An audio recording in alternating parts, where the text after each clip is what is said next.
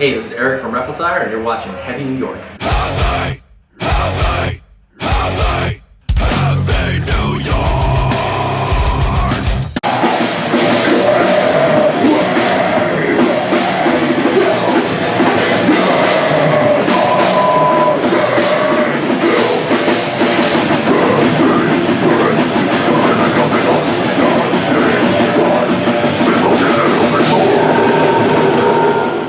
What's up, everybody? It's Alex from Heavy New York. We are back at the Kingsland in Brooklyn, and we return with Replacire. Thank you so much for coming back, man. No problem, man. Yeah. Glad to be here. Yep. It's so awesome to have you here. It was great talking to you last year at NAMM 2019. I can't believe it's been a year ago. But during that time, Do Not Deviate was still fairly new, but I know you are currently working on some new stuff now. You want to give a rundown on how that's been going and everything? Oh, yeah. It's coming together really good. It's really heavy.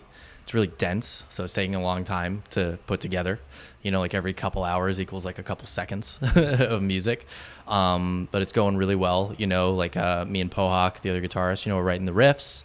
Then we have Joey sit down and work out his drum parts.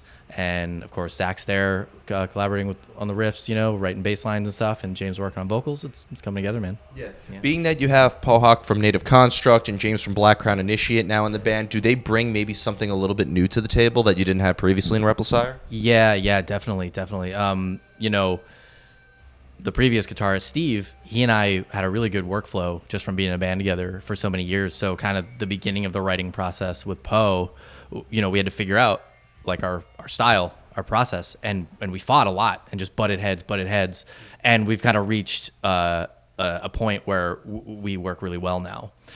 So since kind of figuring out how to work together, it's just been great. Just the flow has been awesome. Yeah. So yeah, that was the biggest change probably. Just your other guitarist, that's your riff brother. Yeah. Riff brother. I love that term. Yeah. Everyone knows what I'm talking about in a band. And what about James vocally? Does he bring something new as well? Oh yeah.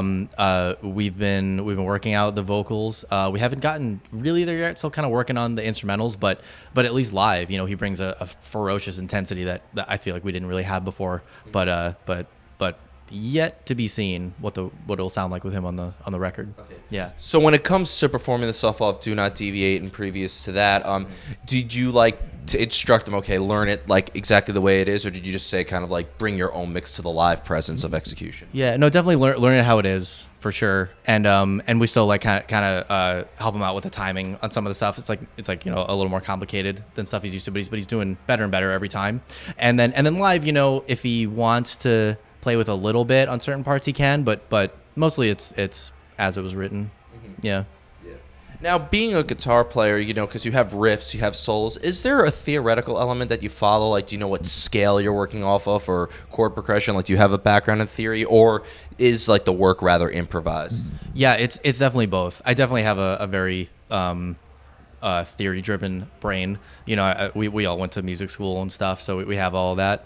But a lot of it is, kind of feeling it out. Does a riff feel good? Does it feel good to play? Does it sound good? Does it work? If we hit a brick wall, we might examine the theory and try to figure out where to go next. Pohawk loves music theory. I more like to just chug and play Cave Dragon, Knuckle Dragon riffs. Yeah. So both, definitely, but less theory. Yeah. Because some people could argue, I've heard there's a positive and negative with it. It's always good to know as much as you can, but sometimes music theory can dictate you a little too much. Yeah, it can put you in a box a little bit. It's we can't do that. We can't play that note. It's well, yeah, you can. So, but it is a useful tool when you hit a wall and you need a fresh idea of where to go. But it also becomes ingrained over time. There's a saying, right? Learn all your scales and then forget them. And it's pretty true. Yeah. Yeah. Do you know the Mixolydian, Dorian, Phrygian? Did you ever hear the best way of memorizing that? Tell me no. Okay. I don't particularly like midgets attacking ladies. Is that all of them? Yeah, that was my guitar teacher. That's good.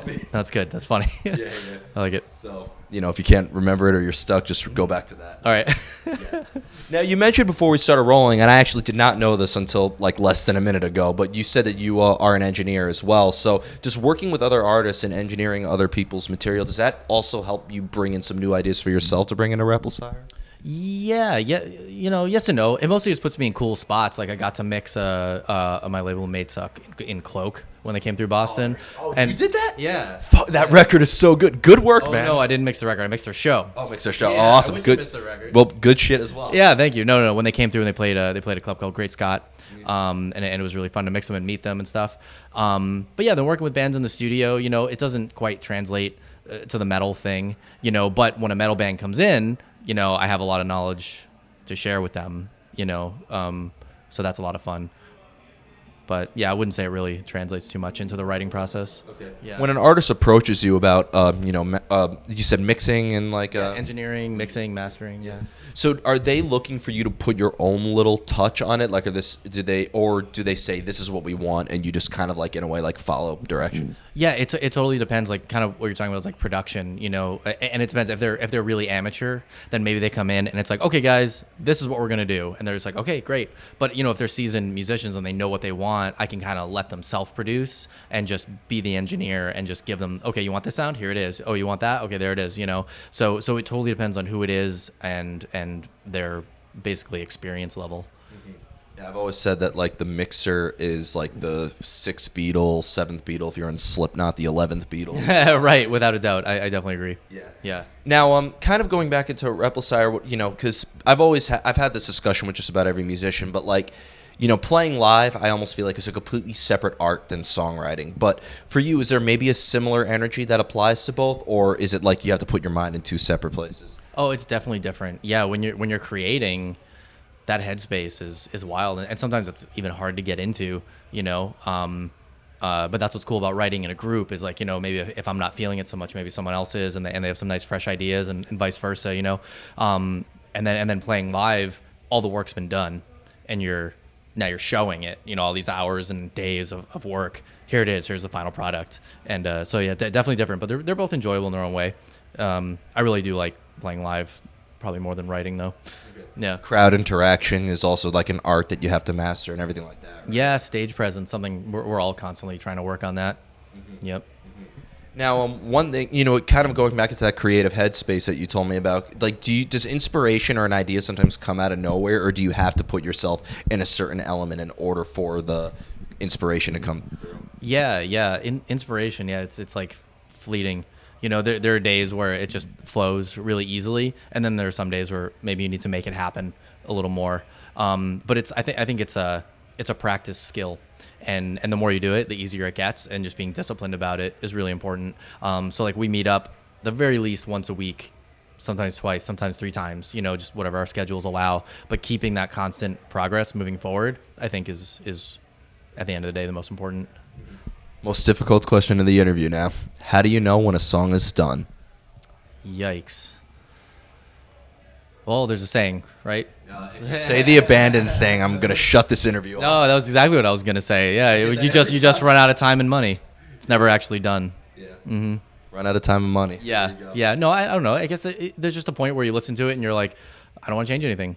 That's it. It all feels good. Or maybe you guys have argued over every part, and all right, we agreed to your idea for this and my idea for this, and that's what it's gonna be. And so yeah, in a way, it's a little easier with a group effort because you have everybody saying, yeah, it's done, or 4 other people say, yeah, it's done.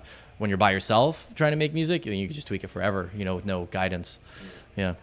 So before we go, I want to thank you so much for your time. Great to see you again. Is there just anything else you would like to promote, like maybe a time frame on when we could be expecting the new Replacire record, or any tours coming up? Yeah, no, nothing on the books right now. A loose goal for us is to try to be recording in the summer, and I think it's possible the way we're going right now. Yeah, but we're on the road right now. We're playing 7 more dates, I think, with the Exist and Monotheist guys, and then hopefully new album, and then maybe cool tours. Awesome. Yeah. Well, Eric, great to see you as always. Everybody, Eric of Replacire, new music coming very soon. We'll see you next time on Heavy New York.